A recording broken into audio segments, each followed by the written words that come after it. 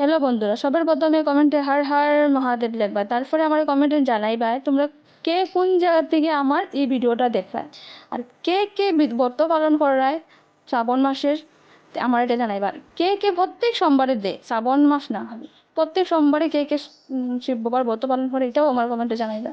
আর আমার এটাও জানাইবা যে আমার ব্রতর মধ্যে কোনো ভুল হয়েছে নি, কিচ্ছু হয়েছে নি, এটাও জানাইবা। যদি জানাও তো আমি খুব খুশি হই। আর যদি জানাও যে না কিচ্ছু বলেছি না ঠিকই আছে, তাও খুশি হই না, জানানি ভালো।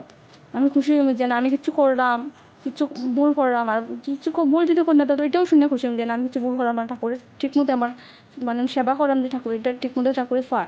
তো আমার এটা কমেন্টে প্লিজ তোমরা জানাইও। আর তোমরা কে কে শ্রাবণ মাসে ব্রত পালন করো এটাও আমার কমেন্টে জানাইও। আর সবার প্রথমে হর হর মহাদেব লেখবা। তো ব্রতর কিছু ভিডিও আমি শেয়ার করলাম তোমাদের লগে।